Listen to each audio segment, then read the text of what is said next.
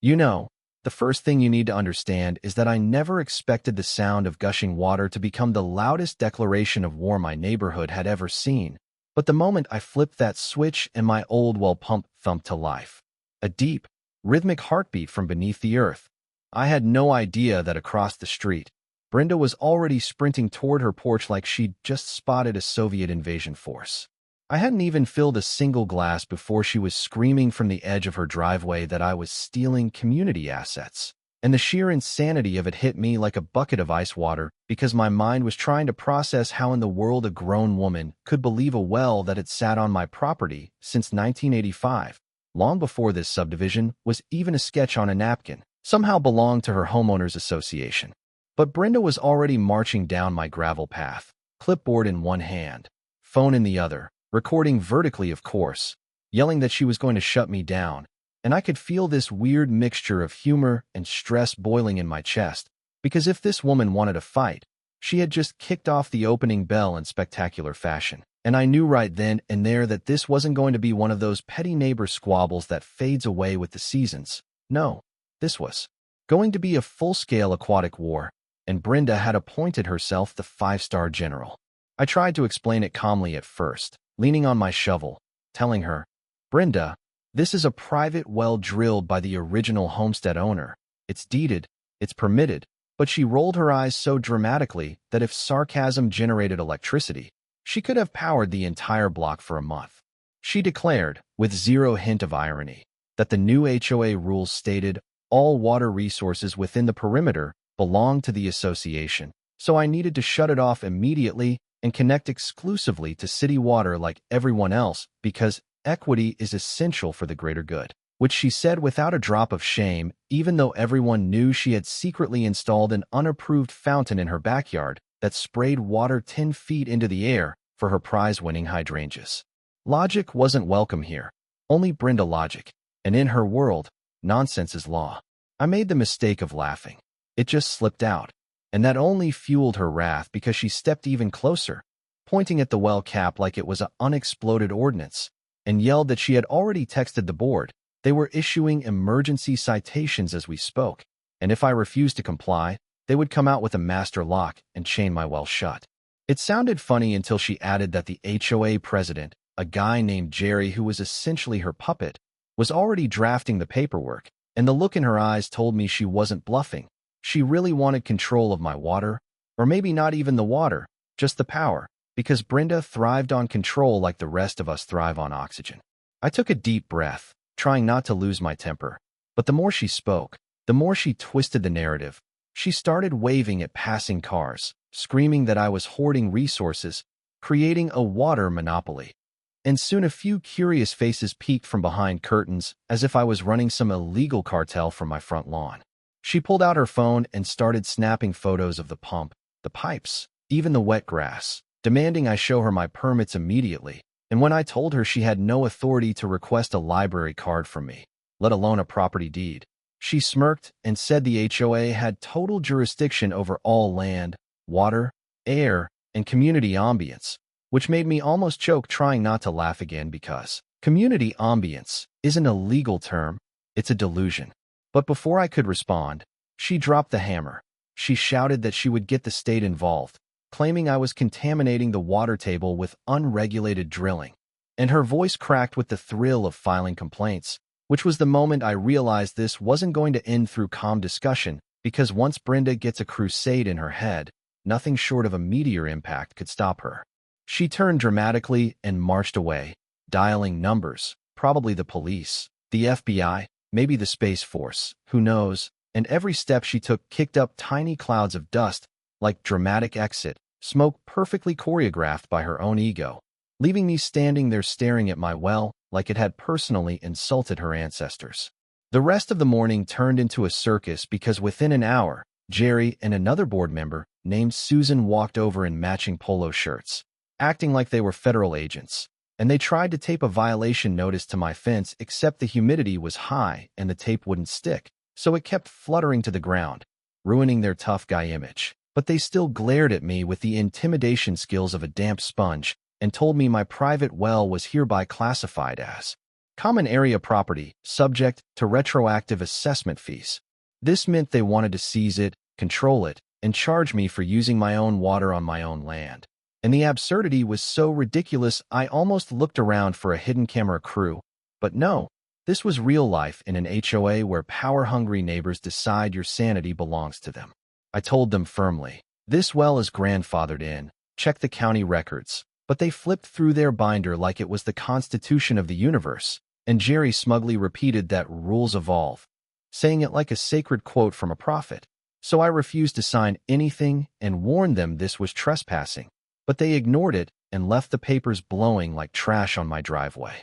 When I picked them up, I noticed they listed fines for every single day I continued to operate the pump, $500 a day, and at that moment, the humor slipped away, replaced by a cold, pulsing anger because this was crossing the line from annoying to legally dangerous. As the sun dipped low, I stood by the well, listening to that rhythmic hum which had once been a peaceful reminder of independence, but now sounded like a battle drum announcing a war I never asked for, but had no choice to fight. Because if Brenda wanted my water, she had just leaked more than she knew. She had opened the floodgates, and she was about to drown in consequences since the last person she should ever challenge is someone who actually reads the fine print. As night settled, I could already see how tomorrow would play out. She would escalate, maybe with threats, maybe with authorities, but she had no idea that the State Department of Environmental Quality took one look at a well like this and saw something she would hate more than anything, a private utility, which meant instead of taking my water, she might soon find herself paying me for every single drop. The next morning, the sun hadn't even fully cleared the tree line when I stepped outside with my coffee, already on edge, only to find my worst suspicions confirmed because Brenda, Jerry, and Susan were standing right next to my well, and Jerry was holding a giant, industrial-sized red padlock and a heavy chain. Brenda was waving a laminated sheet of paper like a royal decree, declaring the well officially seized for the protection of the collective, and stating that from now on, any usage of water would require written board approval, a usage fee, and possibly her personal blessing because she apparently believed she was the queen of hydration.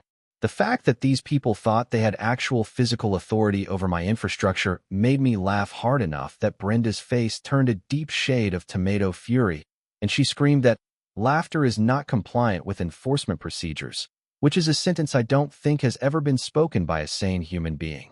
I walked toward them, calm but moving fast, and asked what grounds they had to trespass and attempt to vandalize my property.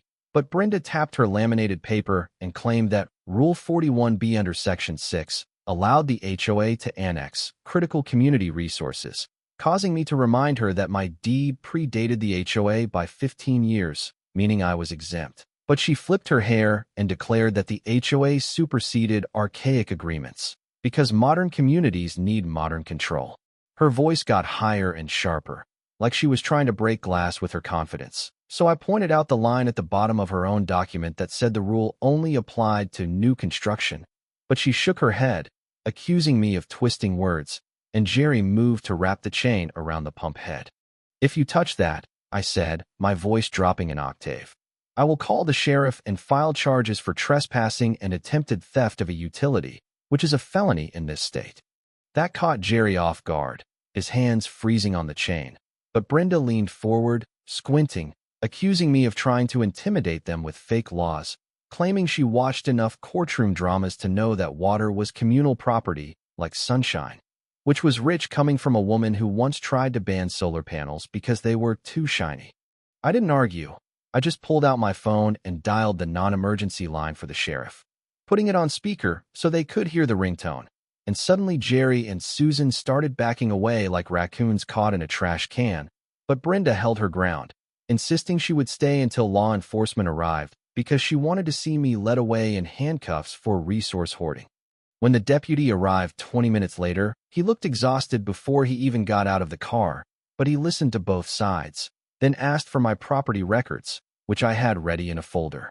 He looked them over, his eyebrows shooting up when he realized the well was indeed registered, permitted, and completely outside the HOA's jurisdiction, and he turned to Brenda and told her plainly, "Ma'am, this is private property. You cannot chain this man's well. You cannot fine him for it." and if you come onto this land again to tamper with it, I will cite you for criminal mischief." Watching Brenda's eyes widen as every word slammed into her entitlement was the most refreshing thing since cold lemonade on a scorching day. But the humiliation didn't stop her.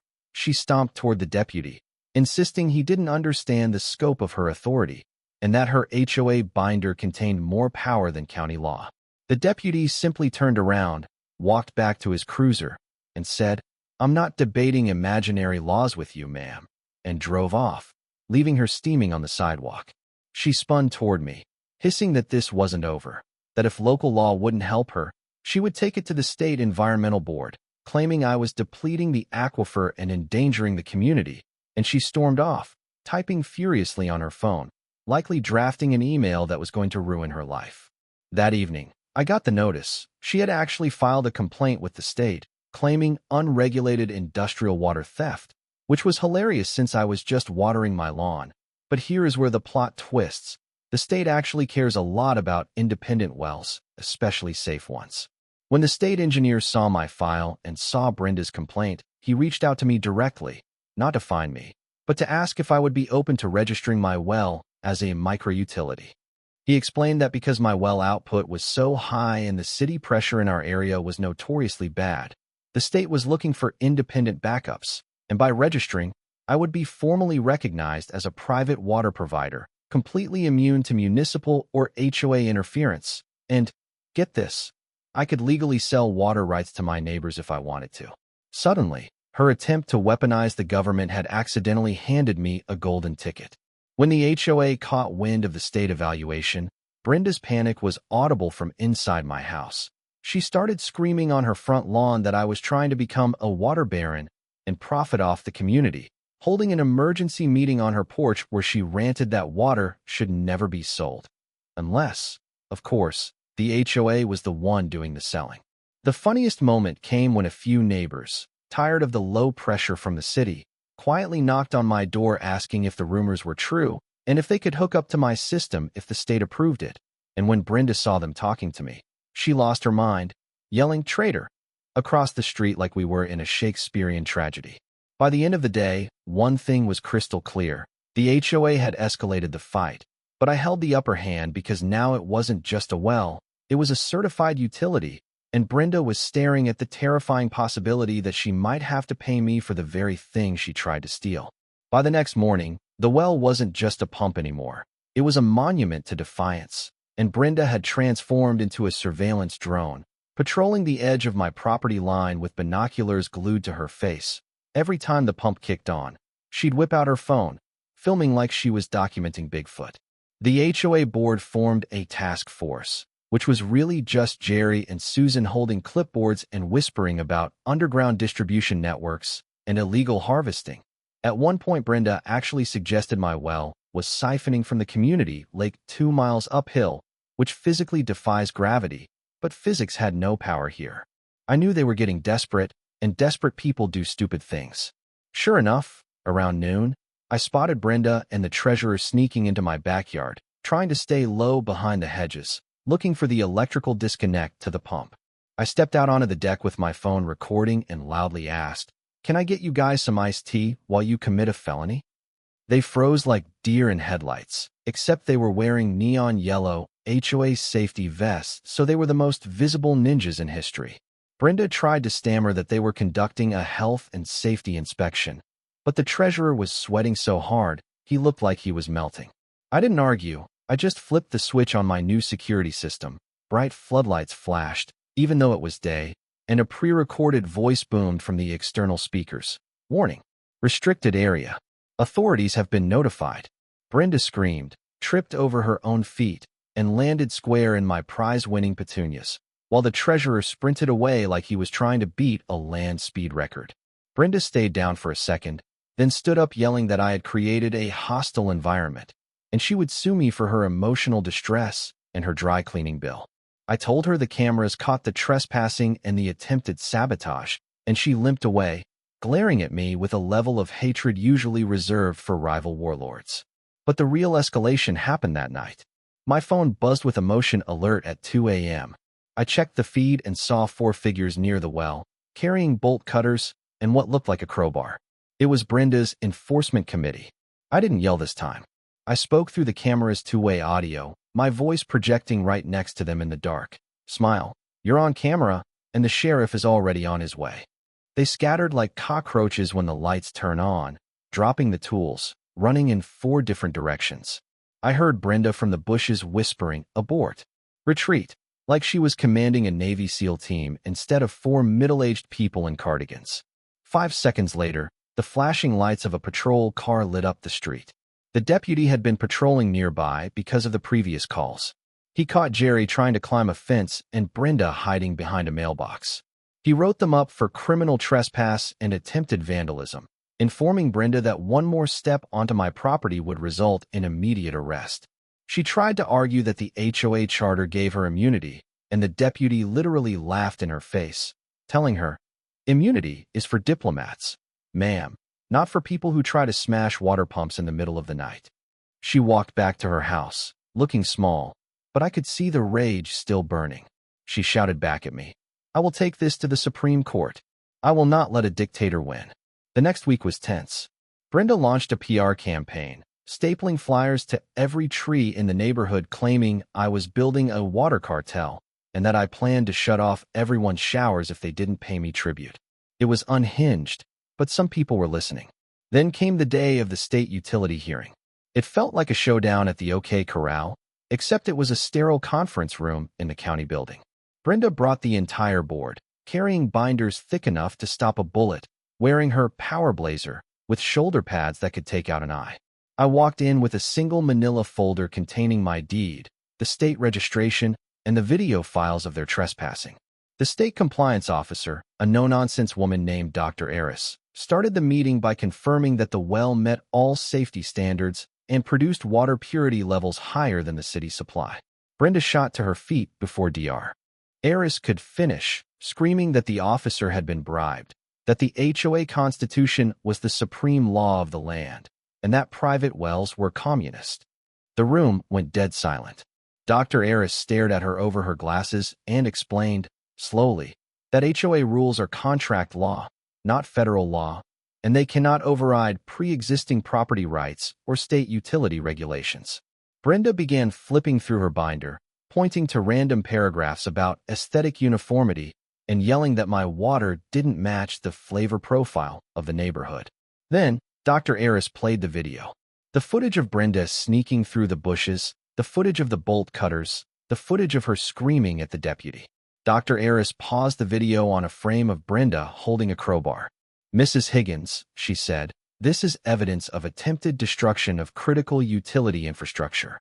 That is a federal offense. We could refer this to the DA right now." Brenda turned pale. The air went out of her like a punctured tire. She tried to stammer that it was for public safety, but Dr. Eris cut her off. "The decision is made," Dr. Eris announced. "This well is now a registered microutility. The HOA has zero jurisdiction over it. Furthermore, the HOA is ordered to reimburse the owner for all legal fees and security upgrades necessitated by your harassment." Brenda gasped like she'd been physically slapped. "Paying me? That was worse than prison." As we walked out, the HOA president, Jerry, whispered to Brenda, "What do we do now?" And Brenda just stared 1,000 yards ahead, muttering, "I didn't lose. The system is broken." But the war wasn't over. It was just entering the final phase. When I got home, the neighborhood felt different. People were outside, talking. They weren't glaring at me. They were curious. The news of the state ruling had spread. I wasn't the villain anymore. I was the guy who beat Brenda. And then, the universe delivered the ultimate punchline. 2 days later, a water main broke on the main avenue. The city announced it would take 48 hours to fix. The entire subdivision was dry. No showers, no toilets, no sinks. Except for me. My pump was humming along perfectly. That evening, the new interim HOA board, because the old one was currently imploding, knocked on my door. They didn't have clipboards. They had empty buckets. "We heard." The new vice president started, looking at his feet. "We heard you have water. And the city says it's going to be 2 days. Is there any way? Could we possibly work something out?" I looked across the street. Brenda was standing in her window, watching. She looked thirsty. "Sure," I said. "I'm a certified utility." I can supply the neighborhood emergency water, but we need to do it by the book. We ran hoses. We filled jugs. Neighbors lined up, thanking me, shaking my hand. I wasn't charging them a dime for the emergency water, just helping out. And then, I saw her, Brenda, walking down her driveway with a designer bucket, wearing sunglasses to hide her eyes. She got in line. She didn't say a word. She didn't look at me. She just held out her bucket. I filled it. "Have a nice day, Brenda," I said cheerfully. She grunted something unintelligible and scurried back to her house. The fallout was swift. The next week, the neighborhood held a vote of no confidence. Brenda and her cronies were swept out of office in a landslide. The new board dissolved the water task force and sent me a formal apology letter. Brenda eventually moved. She put her house up for sale and left for a condo in Florida, somewhere with a stricter HOA where she could maybe restart her reign of terror, but around here, her legacy was washed away. Months later, the state inspector came back for a routine check. He looked at the new landscaping I'd put in around the well, a nice little stone wall, perfectly compliant, and he laughed. "You know," he said, "if every homeowner fought like you, I'd be out of a job." I stood there that evening, listening to the hum of the pump, pulling clean, cold water from the earth, and I realized something. Freedom isn't just about being left alone. Sometimes, it's about having the resources to help the people who once stood against you, and the strength to outlast the ones who tried to break you. Brenda wanted to own the water. She ended up drowning in her own ambition. And me? I'm just happy to keep the flow going. So, where are you watching this from? Have you ever dealt with a neighbor who thought they were the emperor of the cul-de-sac? Let me know in the comments, because if there's one thing I've learned, it's that every neighborhood has a Brenda, but not every neighborhood has a well. Stay hydrated, folks.